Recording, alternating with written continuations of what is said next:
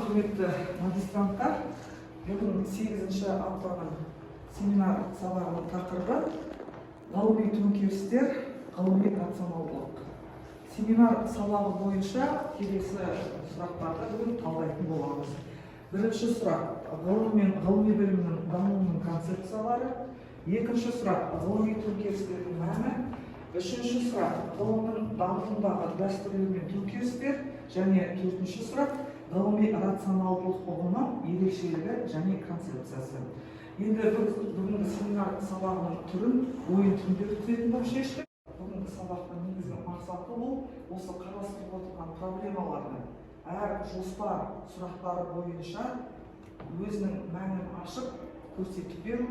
Екіншіден, өзіндік ой пікір, ой қорытындыларды ортаға салып, көпшілік негізде шеше білу. Бүгінгі сабақтың модератор ретінде МК тобының студенті Сайранға келесі сөзді берелік. Барлықтарыңызға сәттілік тілейміз. Құрметті әріптестер, бүгінгі біздің семинар сабағымыз жаңа мұғалім айтып өткендей, Әсен Серіктің айтып өткендей, топтар арасында сайыс ретінде болады. Сондықтан бірінші топқа бөлініп алайық. Ол үшін мына ортада берілген карточкаларды таңдаймыз. Және сол карточкалардың түсіне байланысты топқа бөлініп отырамыз.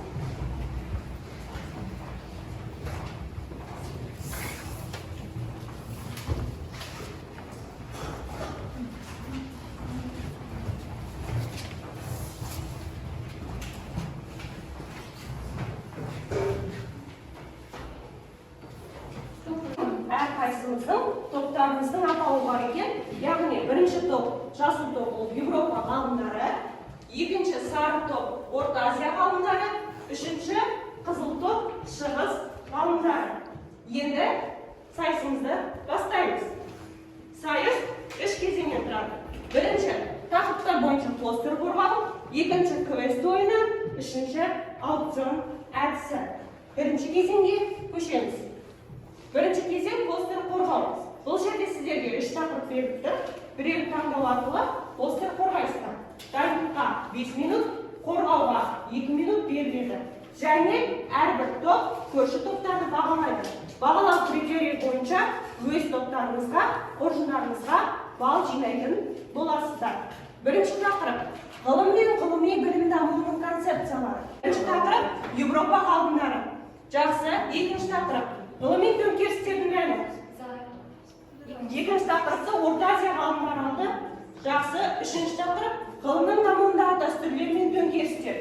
Оны шығыс ғалымдары тобы алды.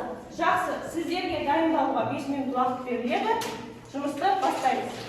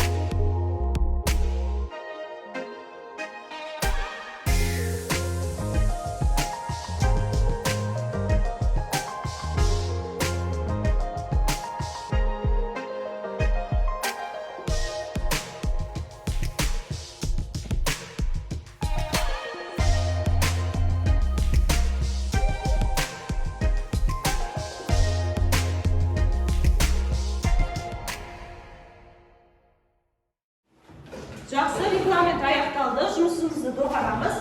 Енді тақырыптар бойынша қорғауға кезек берейік. Бірінші тақырып ол Европа ғалымдары тобында болған боласың. Қорғаушылар ортаға. Біздің таңдаған тақырыбымыз ғылыми білімнің даму концепциялары деп аталады. Бірінші концепцияны Поппер концепциясынан бастағымыз келеді. Поппер жалпы ғылымның дамуын, ғылыми білімнің дамуын әлемдік эволюциялық процестің нақты оқиғасы ретінде көрсетті және сынау ол ғылымның негізі және әр ғалымның жеке рационалды стратегиясы ретінде көрсетті. Сонымен қатар өзінің рационалдық философиялық концепциясын натурфилософияға қарсы қойып, антитеза ретінде қойып, өзінің демаркация деген ұғымын шығарды. Және демаркацияның бір әдісі ретінде фальсификацияны көрсетті. Фальсификация дегеніміз бұл барлық теорияны жоққа шығару, ал демаркация бөлу, ажырату деген мағынада, яғни ол ғылымды әртүрлі квази ғылыми әрекеттерден, басқа да иррационалды құбылыстардан, индуктивизмнен бөлу болды. Бұл тар мағынасында, ал кең мағынасында алып қарайтын болсақ, жалпы ғылымды метафизика, логика, математика секілді ғылымдардан бөлу мөлшерін ажырату болып саналады.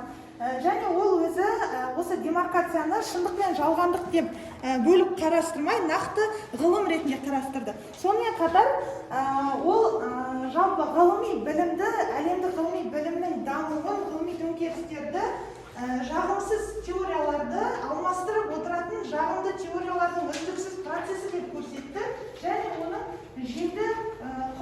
жеті құрылымнан тұрады деп мыналарды көрсеткен болатын. Бірінші, гипотезаны ұсыну, гипотезаның фальсификациялау деңгейін өлшеу, мүмкін фальсификация саны жағымды гипотезаларды таңдау, эмпириялық тексеру үстемді салдардың шығуы, принципиалды түрде өзгеше салдарды іріктеу, фальсификация жағдайында гипотезаның өзін жоққа шығару, егер де ол теорияға қатысты болса, оны фальсификациялай тұрмай, алдын ала уақытша сақтау деді. Және жетіншісі, нақты фактілер мен теорияны шартты түрде қабылдауды бекіту деп Поппер өзінің концепциясын ұсынған болатын. Келесі Попперден кейінгі концепцияны ұсынған бізге Томас Кун болатын. Ол кісі ғылымның дамуы бұл екі түрлі бағытта жүзеге асады деп есептеді. Яғни ол нормалы ғылым және де ғылыми революция. Яғни екіншісі біріншісіне қарағанда өте аз қолданылады деген пікірді де жоққа шығармады. Сондықтан Кунның бізге ең осы концепция ғылымның дамуы тұрғысына келетін болсақ, ең бір енгізген термин ретінде парадигманы айтуымызға болады. Яғни парадигма дегеніміз бұл жаңа әдістердің ғылымдардың жиынтығы болып табылады. Және де Кунның айтуы бойынша жаңағы ғылым өкілдерінің барлығы белгілі бір парадигма бойынша ғана жүрсе екен деген өзіндік ойын ұстанады. Одан кейін Куннан кейінгі бізде концепцияларды ұсынған ғалым ретінде Лакатосты айтуымызға болады. Бұл кісінің бір ерекшелігі, бұны рыцарь рационалист деп те атайды, яғни сыншыл реализмнің негізін қалаушы ретінде білеміз.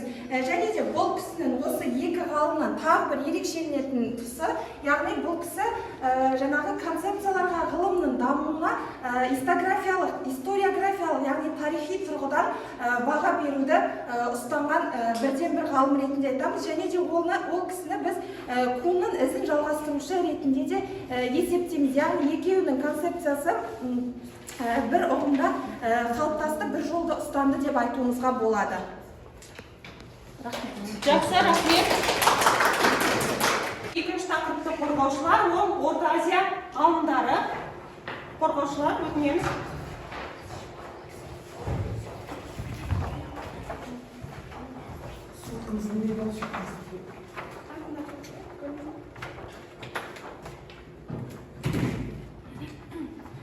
Ғылыми төңкеріс мәні ең бірінші ғылыми революция деген терминге тоқталып отыруды жөн көріп отырмын. Ғылыми революция ол белгілі бір ғылым дамуының кезеңінде пайда болып, оның ішкі қашықтықтарын шешетін, сонымен қатар оның даму кезеңінде белгілі бір өзгерістерге түсетін ерекше бір құбылыстар төңірегінде байқалатын термин болып табылады. Ғылыми төңкерістің негізгі теориясы, ғылыми төңкерістің мәнін біз үш жаңа білімді туғызу механизмі арқылы айтып өтсек болады. Бұл эмпирикалық және теориялық бірлік, сонымен қатар рационалды және индуктивті және конструктивті моделленетін таным компоненті. Біз осы үш бірлік термин компоненттерді негізге ала отырып, жаңа білімді туғызу механизмін алға тартып алып шықсақ болады. Ғылыми төңкерістің негізгі қарастыратын мәселесі ғылыми төңкеріс еді, ғылыми революция еді. Яғни белгілі бір өзгерістер, белгілі бір проблемалардың шешілуі және тағысын тағы деп алсақ болады. Жалпы ғылыми төңкерісті ғылымда 4 кезеңге бөліп қарастырады. Соларға тоқталып өтсек, алғашқы кезеңі 17 ғасыр мен 18 ғасыр аралығын қамтыды. Бұл кезең жаратылыстануда табиғаттанудың, яғни классикалық табиғаттанудың қалыптасқан кезеңі деп есептелінеді. Бұл яғни ғылымның белгілі бір қағидаларынан нәр алған біліммен тығыз байланысты болып есептелінеді. Екінші кезең 18 ғасыр мен 19 ғасырдың бірінші жартысы. Осы аралықта қамтыды. Бұл кезеңде барлық жаратылыстану ғылымында ұйымдасқан пәндік ғылымдар пайда болған кезең болып есептелінді. Үшінші кезең 19 ғасырдың соңы мен 20 ғасырдың 60-70 жылдары аралығын қамтыды. Бұл кезең жалпы ғылымның барлық білім салаларына қатысты болды. Мысалға айтатын болса, физикада ядролық құралдардың ашылуы, биологияда генетиканың тұқым қуалауы, кванттық бөлініс сияқты ғылымдар осы кезеңде белең ала бастады. Және төртінші кезең, ол соңғы кезең 20 ғасырдың 60-70 жылдарынан бастап қазіргі күнге дейін жалғасуда. Бұл жалпы ғылымда ғылымның жаһандану революциясы кезеңі деп аталуда. Яғни бұл кезеңде ғылыми технологиялардың белең алуы, техниканың пайда болуы және де жалпы білімнің әлеуметтануы кезеңі болып табылады. Ғылыми революция ол көп компонентті процесс болып табылады және соған сәйкесінше біз оның 3 типін ажыратып қарастыруымызға болады. Бірінші мини-революция, ол белгілі бір нақты ғылымның ішіндегі блоктарды қарастырады. Екінші локалды революция, ол жеке бір ғылымды толықтай қарастырады және үшіншісі ол глобалды революция, бұл барлық ғылымды тұтастай қарастыратын ғылыми революция болып табылады. Жақсы, рахмет. Келесі тақырыпты қорғаушылар, шығыс ғалымдары.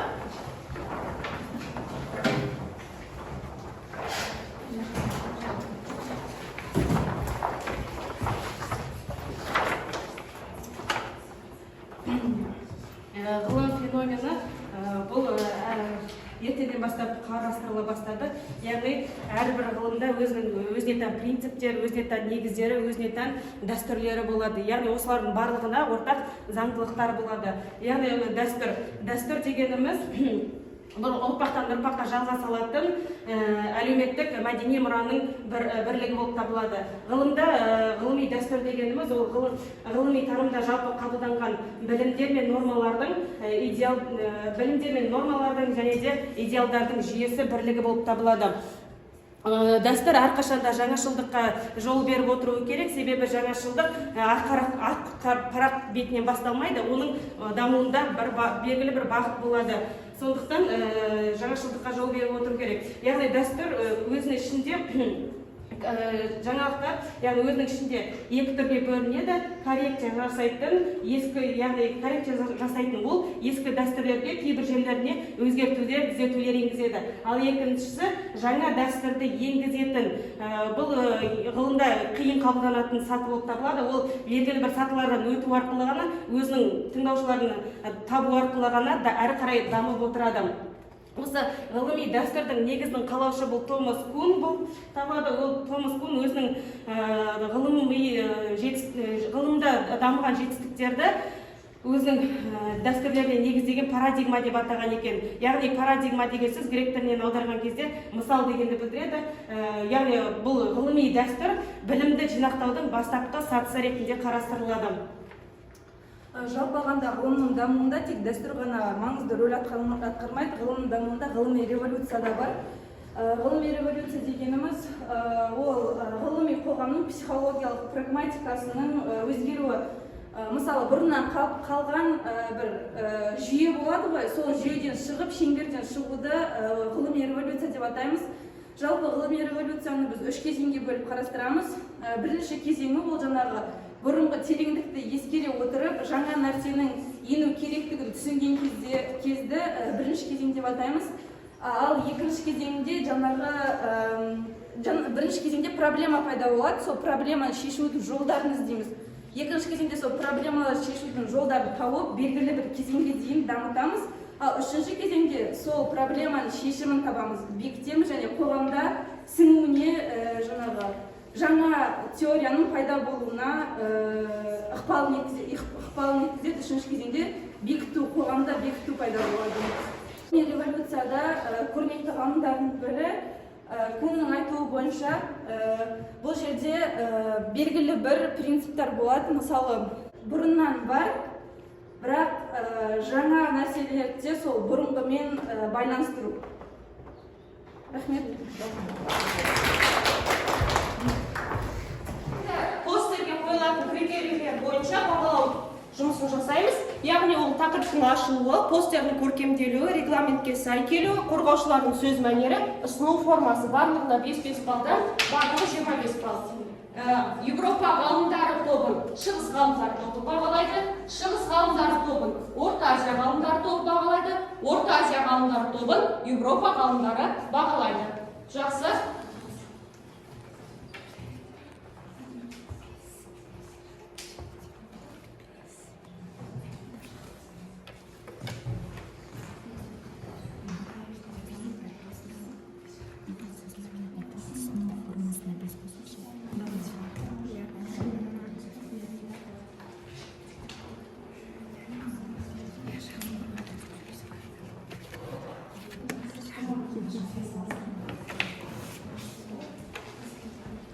Жақсы, бағалауымыз дайын болса, қайтып шығыс ғалымдары сіздер бағалап жатқан топ. Біз Европа ғалымдарын бағалаймыз. Біздің бағалауымыз бойынша топ өте жақсы қорғап шықты, жүйелі, жан-жақты барлығы қорғалған. Тақырыптың ашылуына 5 деген баға бердік. Постердің көркемделуі өте идеялары жақсы. Жарқын түстерді таңдаған, көзге ұрып тұратын, сондықтан оған да 5 деген баға береміз. Регламентқа сай келуі кішкене асып кетті деп есептейміз, сондықтан оған 4. Қорғаушылардың сөз мәнері 5, ұсынылу формасы 5. Жалпы бізге барлығы қаттанады, сондықтан біз жұлдызша береміз сіздерге. Европа ғалымдарында жалпы балл 24 балл. 24 балл. Бірінші кезеңде келесі топ. Орта Азия ғалымдарының бағасы. Жалпы тақырыптың ашылуы 5, тақырып толық ашылды, типологиясы бәріне тоқталған. Постердің көркемделуіне 5, регламентке сай келген жоқ, сәл асып кетті, себепті 4, қорғаушылардың сөз мәнері 4, ұсыну формасы 5, жалпы 23 балл. Яғни Орта Азия ғалымдары осы туралы кезеңде 23 баллға ие болды. Жақсы. Келесі шығыс ғалымдар тобын бағалау. Біз шығыс ғалымдарды бағалап кетсек, бізде тақырыптың ашылуына 5 қойдық. Жауаптарына қанағаттанамыз, толық ашылды. Екінші, постердің көркемделуі 5 балл. 5-тен себебі постердің көркемделуі бізге өте ұнады, барлығы жинақы, өте нақты берілген. Регламентке сай келуі 4 қойдық, себебі модератордың тоқтатуын күтті. Бұл топ келесі қорғаушылардың сөз мәнеріне 4 қойдық, себебі сөйлеу қорғау барысында үзілістер өте көп болды. Өте көп емес, көбірек болды. Ұсыну формасына 5 қоямыз. Ұсыну формасы бізге ұнады. Барлығы сонда 23 балл. 23 балл жинады. Жақсы, келесі кезеңге өтеміз. Ойын, яғни келесі кезең ол квест ойыны деп аталады. Бұл әйгілі ойын, яғни бұл жерде кескіндерге берілген символдарды тау арқылы сіздер сұраққа көшесіздер, сұраққа жауап берген сайын өздеріңіздің ұпай қоржындарыңызға балл жинайтын боласыздар. Жақсы, бастаймыз. Бірінші кескіндегі символ. Иньян артық бұл жерде. Бұл жерде иньян кескіні артық. Сұрақ. Ғылымның дамуы туралы негізгі концепциялар қандай? Жауап беруші, номер 06 қатысушы. Ғылымның дамуы туралы негізгі концепциялар. Ғылымның генезисі, жалпы ғылымның дамуы туралы қозғаушы күштер мәселесі бойынша ғылым саласында негізі 2 концепция бар. Ол экстернализм және интернализм. Интернализм, толығырақ айтқанда, интернализм бізде ол ғылымның пайда болуы мен дамуына байланысты негізгі қағидаларды философиялық ойдан туындаған деп есептейді. Және де ол қоғамдағы әлеуметтік, саяси, әлеуметтік экономикалық құбылыстарды және де ғылымның қоғаммен қарым-қатынасы жоқ деп есептеп, сондай принципте ұстанып, ішкі факторларды, ғылымдағы ішкі факторларды абсолютке айналдырады. Интернализм, байқап отырғанымыздай, латынша ішкі деген, ішкі фактор деген оны білдірсе, келесі концепция экстернализм. Экстернализм бұл интернализмге қарама-қарсы ұғым болып саналады. экстремализм концепциясы байқап отырғаныңыздар ладынша экстр бұл сыртқы фактор, сыртқы эффект деген ұғымды білдіре отырып, сыртқы факторлардың әсерінен ғылымның даму процесі жүзеге асады дейді.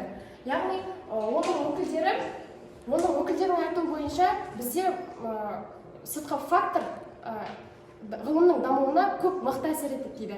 Ғылымның экстернализм концепциясының өкілдері атап өтетін болсақ, бұл бізде мысал ретінде бізге келеді Шпеглер және де Горчаев, Джордж Бернал, Мертон және де және тағы басқаларына айтылады. Жақсы, рахмет. Яғни бұл Орта Азия ғалымдарының тобының қатысушысы 30 балл сіздердің қоржындарыңызда. Келесі кескіндегі артық бейне.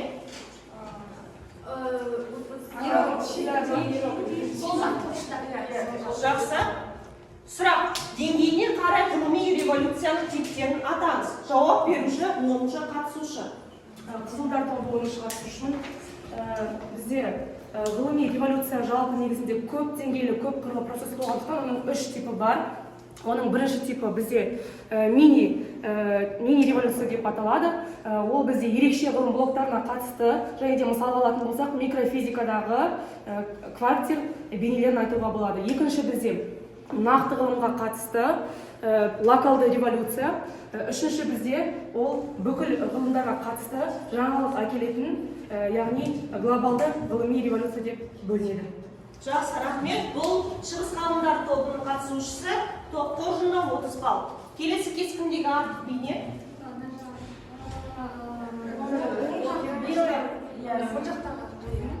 Жақсы, сұрақ. Ғылыми төңкеріс және классикалық ғылым кімнің еңбектерінде жазылған? Жауап беруші 15-ші қатысушы.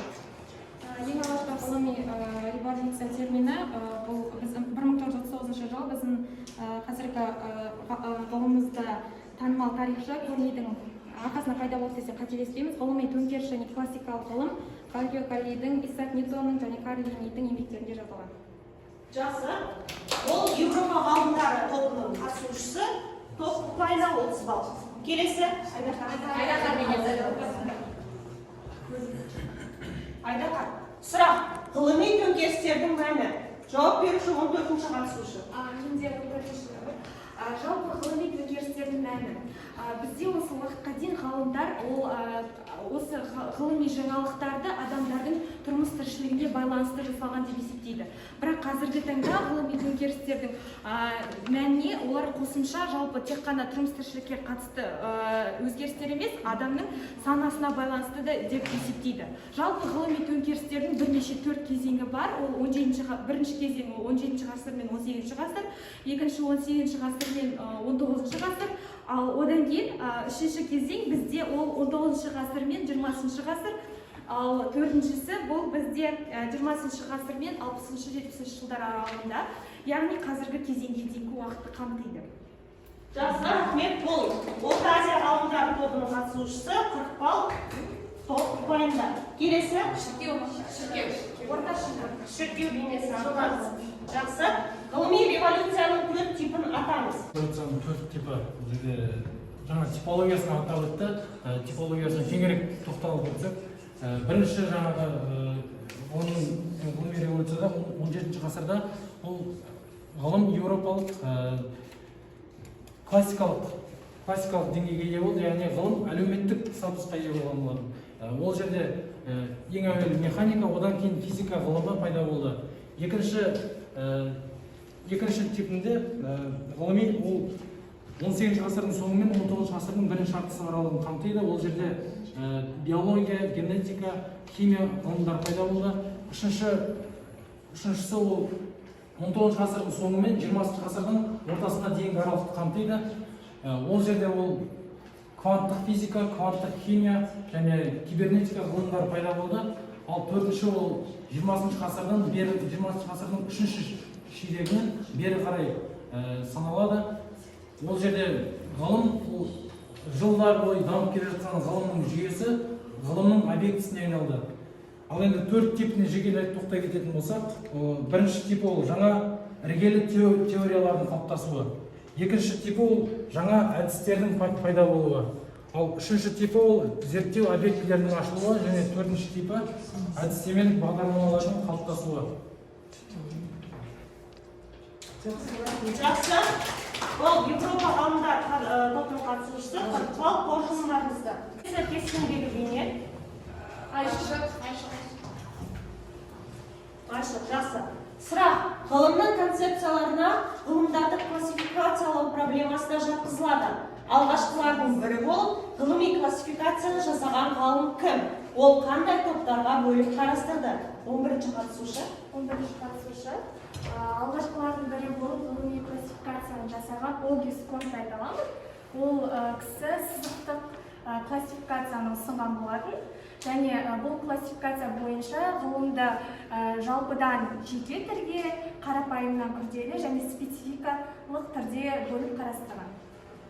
Жақсы, бұл шығыс ғалымдар тобының қатысушысы, топ ұпайында 40 балл. Келесі?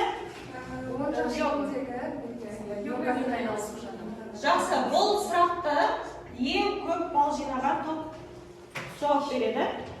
Яғни бірінші кезеңде ол Европа ғалымдар тобы. Сұрақ. Эрхард Эзердің классалық өту теориясын атаңыз. Европа ғалымдар ғой, 24-ні балл тұрмыз. Сіздер жауап бересіз. Ойлануға уақыт бермейді. Беріледі уақыт.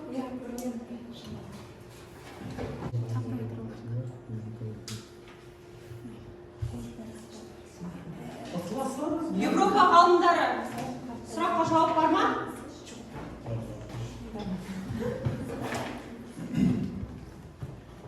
Эзердің пікірінше, әртүрлі философиялық бағыттардың арасында жаңағы релятивизм, кумулятивизм солардың арасында әрбір философиялық бағыттың арасында өзінің арасында бір бірлік бар. Сол бірлік арқылы осы фазаны түсіндіреді. Бір-бірінен салаласа дамиды. Біздің жауабымыз осындай. Жақсы, рахмет. Келесі толықтыратын топ бар ма? Нақты бетвальдезік болмаса.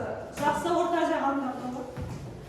Жалпы Эзердің теориясы ол философиялық бағыттардың революциялық даму жолындағы фундаментальды бірлік. Негізі айтып өткендей, тек қана анықталған ішінде. Эволюциялық немесе революциялық бағыт арасындағы фундаментальды бірлік деп көрсетеді өзінің теориясын.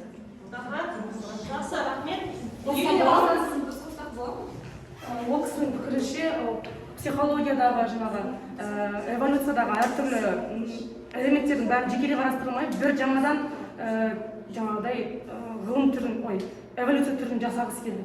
Ол кісінің пікірінше жаңа фазаға өту деп соны айтып тұрған секілді, жаңа барлық ғылымдарды біріктіріп, бір жаңа ғылым шығару деген сияқты мағынада. Жақсы. Яғни біз Европа ғалымдары жауап қабылдаймыз. Үш топта жауап беріп тұрады. Жақсы, онда 3 топтың ұпайына 50 балл. Келесі кескіндегі артық.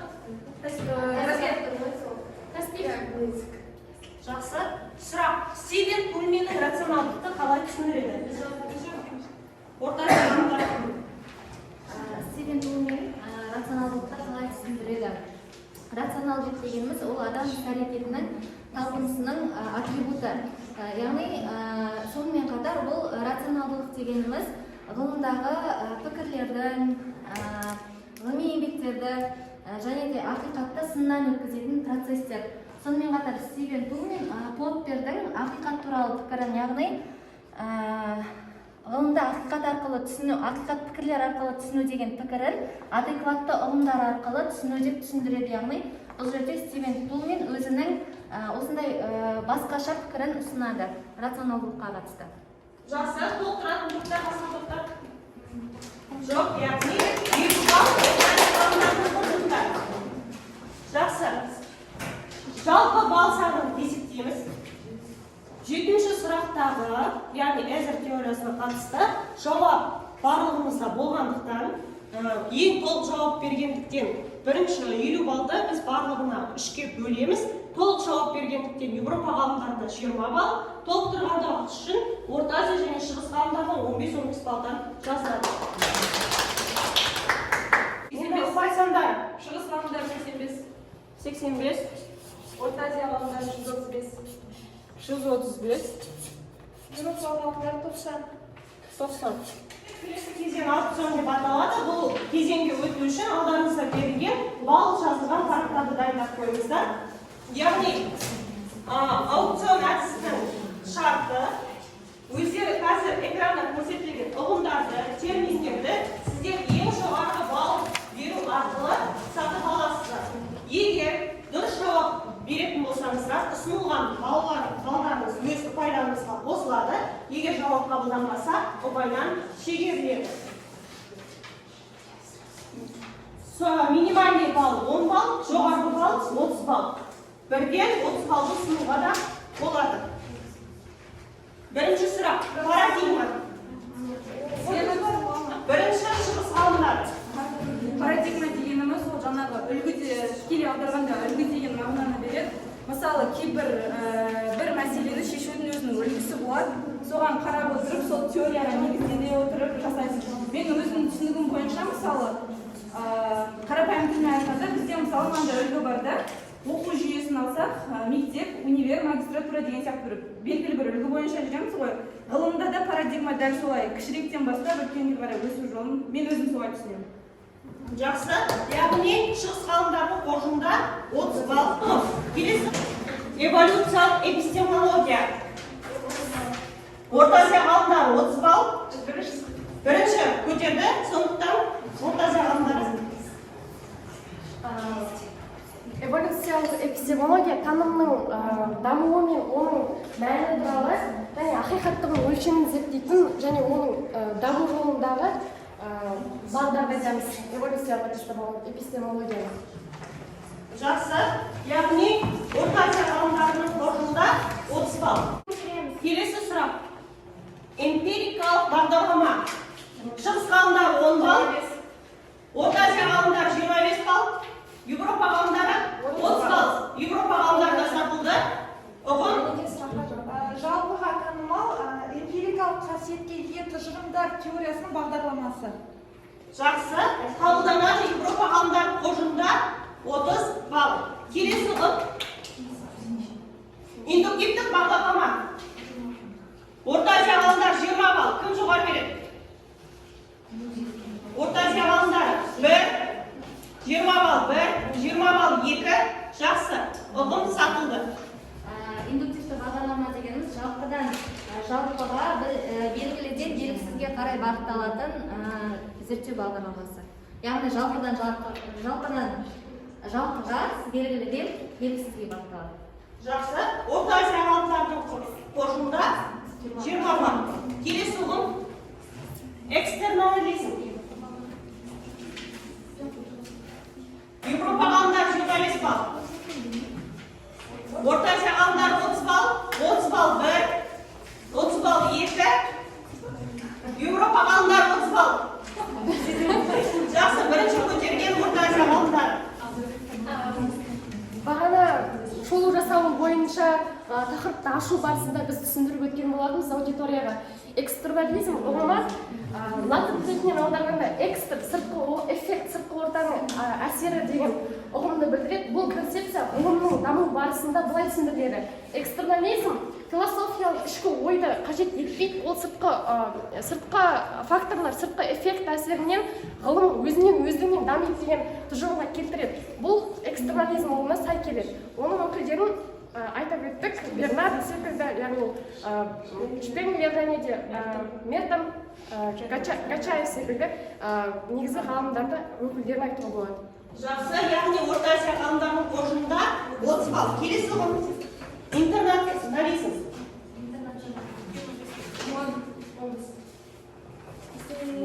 Шығыс ғалымдары 10, Орта Азия ғалымдары 15, Европа ғалымдары 30, 31, 32. Ұғым Европа ғалымдарына сатылды. Европа ғалымдарына. Интернализм деген жаңағы экстернализмге қарама-қарсы ұғым. Қарама-қарсы ұғым, тарихи ғылыми ағым бойынша ғылымдардың дамуы идеялардың өзіндік заңдылығымен негізделген болып табылады. Жақсы. Яғни Европа ғалымдарының қоржында 30 ұпай. Келесі.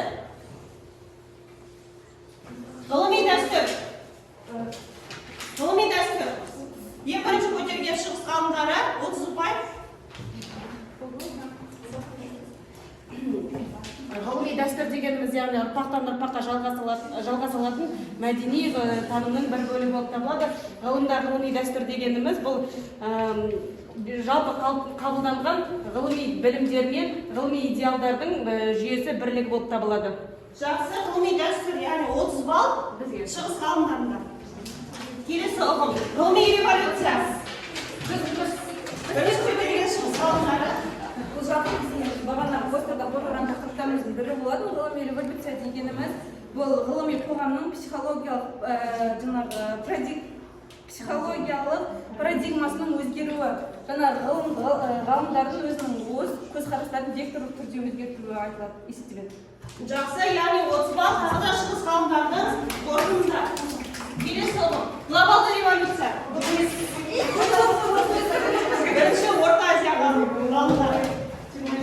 Жалпы глобалды революция деген ол 20 ғасырдан бастау алады. Глобалды революция осы кезеңге дейінгі барлық революцияларды жоққа шығаратын жаһандық революция кезеңі болып табылады. Жақсы, рахмет. Яғни 30 балл Орта Азия ғалымдарының қоржынында. Енді балл сандарын есептеп, жалпы ұпайды шығарамыз. Шығыс ғалымдары 90.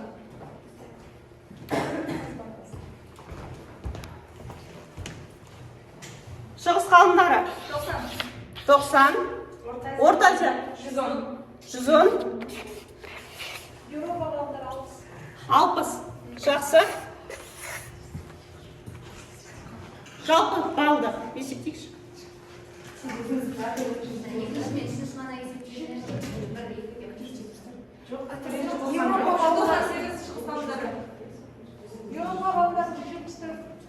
Европа ғалымдары 174. Шығыс ғалымдары 198. 198. Орта Азия ғалымдары 268. 268. Бірінші орында Орта Азия ғалымдары тобы. Екінші шығыс ғалымдары. Үшінші Европа ғалымдары. Жақсы, енді құрметті әріптестер, кері байланыс берілген, яғни ол сатыға өтіп келе жатқан кішкентай адам. Мен тапсырманы ешқашан орындамаймын, мен тапсырманы орындай алмаймын, мен орындағым келеді, мен мұны қалай орындаймын, мен тырысамын, мен тапсырманы орындай аламын, мен тапсырманы орындаймын, маған өте жеңіл. Осы сатылар бойынша өздеріңіздің алдарыңыздағы параққа белгілеп, өздеріңізді қай сатыда тұрмын деп есептейсіздер. Осы сабақ қорытындысы бойынша